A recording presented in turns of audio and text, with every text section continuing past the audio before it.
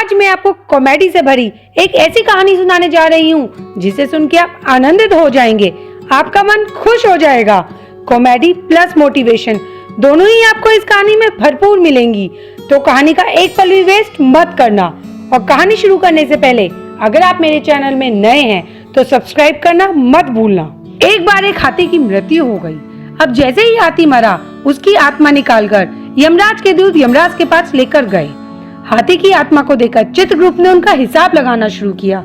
चित्रगुप्त ने अपने मालिक यमराज जी से कहा, हे नाथ, यह तो अपने जीवन में बहुत ही ईमानदार रहा है। इसने ईमानदारी के साथ मालिक की सेवा की है, कभी किसी को परेशान नहीं किया है, कभी किसी को दुख नहीं पहुंचाया है, बहुत ही आज्ञाकारी है ये चित्रगुप्त की बातें सुनकर यमराज बहुत प्रसन्न हुए। उन्होंने हाथी से कहा, तुम तो बहुत अच्छे हो, तुम्हारे कर्म बहुत अच्छे हैं, बताओ तुम्हें क्या चाहिए, किस चीज की तुम्हारी मन में कामना है।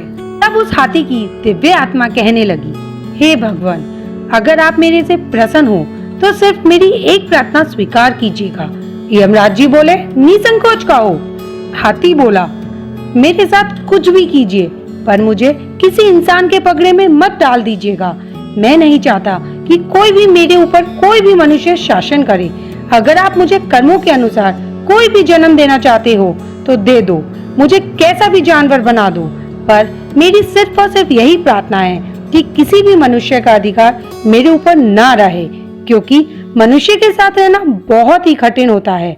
बस मेरी इतनी सी ही विनती है आपसे, मेरी इतनी ही प्रार्थना को स्वीकार कर लीजिए।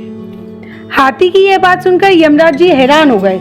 यह क्या कहते हो गजराज, हमने तो सुना है मनुष्य बड़े सुंदर होते हैं, बहुत अच्छे होते हैं, बुद्धिमान होते हैं। तब हाथी कहने लगा, महाराज, यही तो मुसीबत होती है, आपको जानकारी है कहाँ? यमराज जी बोले, कौन सी जानकारी?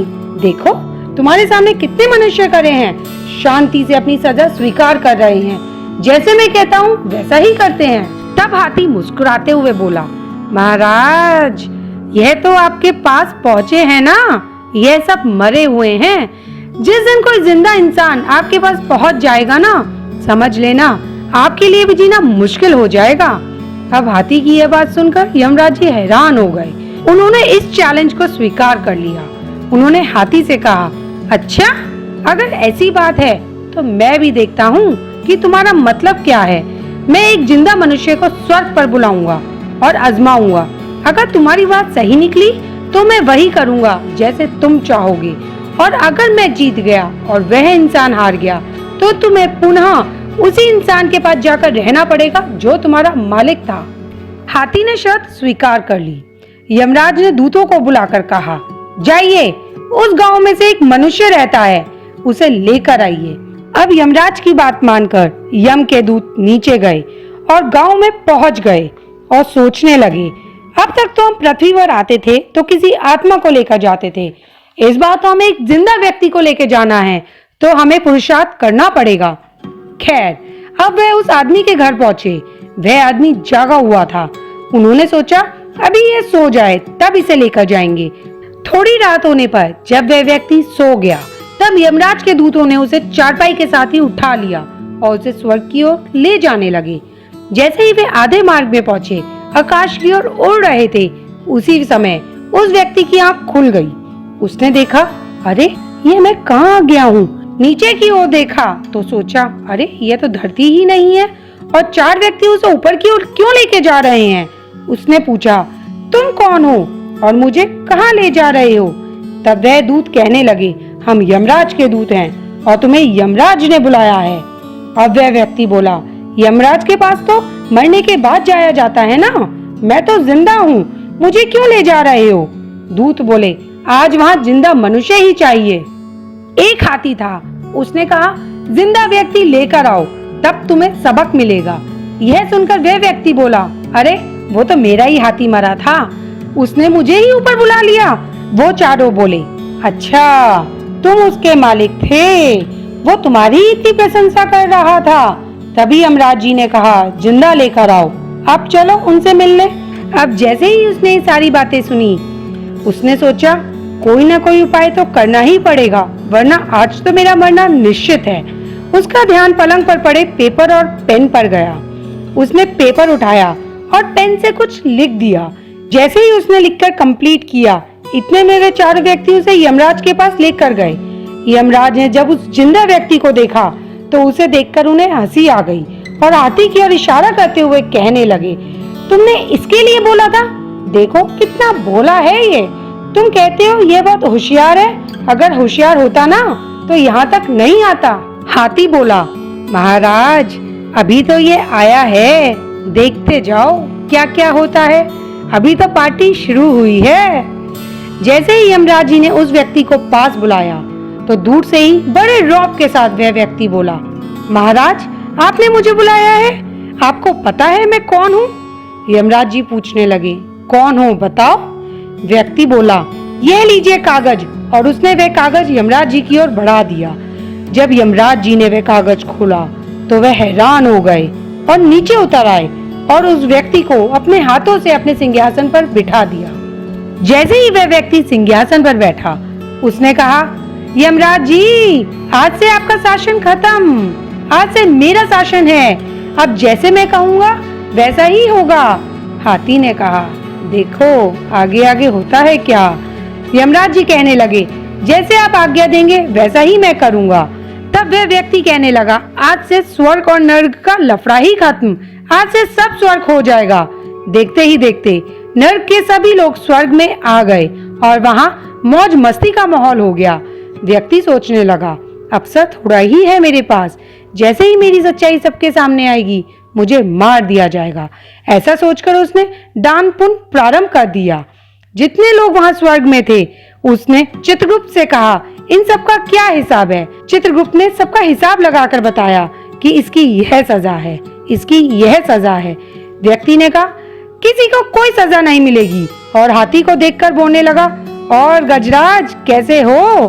तुम्हारे तो मृत्यु हो गई थी और तुमने मुझे ही ऊपर बुला लिया।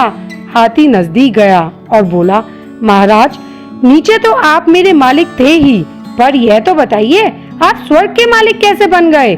तब वह व्यक्ति कहने लगा, अरे यह तो राज की बात है, मैं कैसे बता दूं तुम्हें? हाथी बोला, महाराज अब तो हम दोनों एक ही समान हैं, मेरे को भी आप इंसान बना देना, मैं भी इंसान बनकर आगे चलकर आपका नौकर बन जाऊंगा, बस कृपा करके एक बार राज तो बता दो ना। तब वह व्यक्ति कहने लगा, जब ये चारों यम के दूत मुझे स्वर्ग की ओर ला रहे थे, मैं समझ गया कि आज तो ये मुझे मार ही डालेंगे, इसलिए मैंने पेपर पर लिख दिया कि जो व्यक्ति धरती से स्वर्ग की ओर आ रहा है, यमराज उसे अपना सिंहासन दे देना। और नीचे मैंने भगवान विष्णु के हस्ताक्षर कर दिए, लिख दिया भगवान विष्णु। व्यक्ति की ये बात सुनकर गजराज सोचने लगे, मैं तो सोचता था इंसान का दिमाग सिर्फ धरती पर ही चलता है, यह तो स्वर्ग में आकर भी कयामत कर दी। अब उसकी बात सुनकर गजराज शांत होकर बैठ गए और कहने लगे, मालिक मुझ पर दया करना और मुझे भी इंसान बना देना। अगर पुराना यमराज आ गया तो कर्मों के अनुसार अन्य कोई जीव जंतु बनना पड़ेगा, पर आप तो दयालु हो ना, मैं आपका नौकर बन जाऊंगा, मुझे इंसान बना देना। वह व्यक्ति कहने लगा, एक शर्त पर बनाऊंगा कि यह बात किसी को नहीं बताना, अगर तूने ये बात किसी को भी बताई तो हाथी से भी बेकार पशु तुझे मैं बना दूंगा। हाथी बोला, महाराज क्या बनाओगे? व्यक्ति बोला, लंबा लंबा जिराफ बना दूंगा, फिर तुम घास खाने के लिए जब झुकोगे ना तो गर्दन में दर्द होगा, और फिर तुम खाना वो लंबे लंबे पेड़ों के पत्ते ही बस। तब हाथी बोला, महाराज मुझ पर दया कर दो, मुझे हाथी बना देना, वरना मैं आपकी बात किसी को नहीं बताऊंगा, तो मुझे मनुष्य बना देना। व्यक्ति बोला, शर्त ध्यान रखना, बस जो तुम कहोगे मैं तुम्हें वही बनाऊंगा। इस प्रकार 7-8 दिन बीत गए। अब जितने लोग धरती पे मर जाते सबको स्वर्ग ही मिलता था। धीरे धीरे सारे देवलोक में यह बात फैल गई कि अब तो नरक का सिस्टम ही खत्म हो गया है, सबको स्वर्ग मिलता है। अब तो स्वर्ग की अप्सराएं भी परेशान हो गई थी, वह कहती इनका बढ़िया है, जब मर्जी चाय दे दो, कॉफी दे दो, पिज्जा दे दो, बर्गर दे दो, हर समय कुछ ना कुछ मांगते रहते हैं। इनसे अच्छे तो हमारे पुराने वाले देवता थे, वो पूरे नियमों का पालन करते थे। इस प्रकार अप्सराएं परेशान रहने लगी। और जब देवलोक से यह बात भगवान तक पहुंची तो भगवान ने सोचा, ऐसा कौन व्यक्ति आ गया है जिसने मेरे नियमों का उल्लंघन कर दिया है। ऐसा विचार कर भगवान विष्णु स्वयं स्वर्गलोक में आए। उन्होंने जैसे ही स्वर्गलोक में कदम रखा, देखा उनके द्वारा नियुक्त यमराज जी गेट के बाहर बैठे हुए थे। उन्होंने बाहर बैठा देख यमराज जी से बोले, तुम बाहर क्यों बैठे हो? तुम्हें तो स्वर्ग का शासन करना था, तो अंदर कौन है? तब यमराज जी बोले, महाराज आप कैसा मजाक कर रहे हो? आपने ही तो एक व्यक्ति को मेरे स्थान पर नियुक्त किया है, वही शासन कर रहा है। तब भगवान कहने लगे, पागल हो तुम? मैंने तो किसी को नियुक्त नहीं किया। और कौन है जो तुम्हारे स्थान पर स्वर्ग में आ गया है, जिसने हमारे समस्त नियमों का उल्लंघन कर दिया है, नरक की समाप्ति कर दी है? तब यमराज ने पेपर वाली बात बता दी और हस्ताक्षर किया हुआ कागज भी दिखाया। तब विष्णु भगवान हंसते हुए बोले, यमराज जी क्या धरती से किसी जिंदा इंसान को ऊपर बुला लिया क्या तुमने? यमराज जी ने कहा, हाँ महाराज, एक जिंदा इंसान को ही ऊपर बुलाया है मैंने। उसने हाथी के मरण की सारी बात बता दी। तब भगवान ने मुस्कुराते हुए कहा, अरे तुम्हें अभी भी पता नहीं चला? जो व्यक्ति तुम्हारे स्थान पर राज कर रहा है वो पत्र लेकर आया था, वह झूठा पत्र था। वह उसने स्वयं ही अपने हाथों से लिखकर तुम्हें दिया था। अगर वह तुम्हें पत्र नहीं देता तो तुम्हें यकीन ही नहीं होता कि वह एक होशियार है, वह विद्वान है। उसकी होशियारी का अंदाजा तुम लगा ही नहीं पाते, लेकिन उसने तुम्हें झुका दिया। यह सब सुनकर यमराज जी ने अपना माथा पकड़ लिया और कहने लगे, यह मनुष्य भी आपकी अद्भुत कलाकृति है। और बातें करते करते दोनों स्वर्ग के अंदर आए। जैसे ही भगवान जी ने और यमराज ने स्वर्ग में पांव रखा, वह व्यक्ति सिंहासन से नीचे उतर गया और भगवान के चरणों में प्रणाम कर कहने लगा, मुझे आप ही का इंतजार था। मैं मन में यही कामना कर रहा था कि कब आपका दर्शन होगा और मुझे इस कार्य से मुक्ति मिल जाएगी। भगवान ने मुस्कुराते हुए कहा, बड़े होशियार हो। और यमराज जी से कहा, देखा जिंदा व्यक्ति को बुलाने का परिणाम? उसने 7 दिन यहाँ राज भी कर लिया और जब इसे पता था कि मैं इस पर नाराज होऊंगा, तब इसने मुझे प्रसन्न करने में लग गया। तब यमराज जी थोड़ा क्रोधित हो गए और बोले, तुम कौन हो और क्या करते हो? तब वह व्यक्ति मुस्कुराते हुए बोला, महाराज करता तो क्या हूँ, करने के बारे में छोड़ दो। बाकी आप मुझसे पूछते हो कि मैं कौन हूँ, तो मैं सच्ची सच्ची बताऊं तो मैं एक व्यापारी हूँ। जब भगवान ने यह सुना कि वह व्यापारी है, तो वह यमराज की ओर मुस्कुराते हुए बोले, यमराज जी देखिए, ये व्यापारी लोग ऐसे ही होते हैं, सबको प्रसन्न कर देते हैं। पहले इसने तुम्हारा शासन ले लिया, जब इसे लगा कि मैं क्रोधित हो जाऊंगा तो इसने मुझे प्रसन्न कर दिया, और अब यह तुम्हें प्रसन्न करते हुए तुम्हारा शासन तुम्हें पूर्ण ही दे देंगे।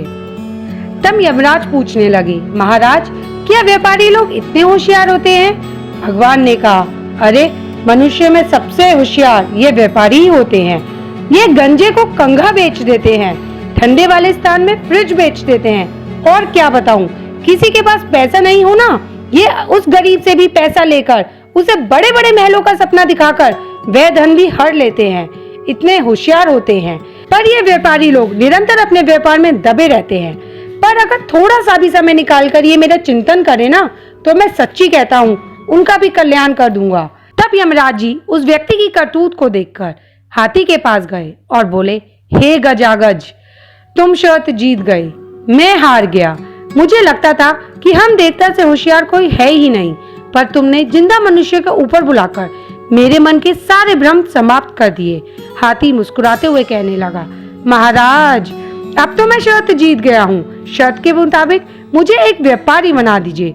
मैं भी नीचे जाकर व्यापार करना चाहता हूँ और परमात्मा का भजन करते हुए अपने जीवन को सफल बनाना चाहता हूँ। उसकी बात सुनकर यमराज जी हंसते हुए कहने लगे, अरे वाह, तुम्हें क्या लगता है तुम्हें मनुष्य का शरीर मिलेगा और तुम भी व्यापारी बनोगे?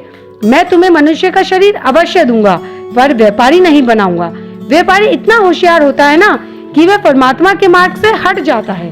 गजानन कहने लगे, महाराज मैं एक ऐसा व्यापारी नहीं बनूंगा, मैं सच्चा व्यापारी बनूंगा।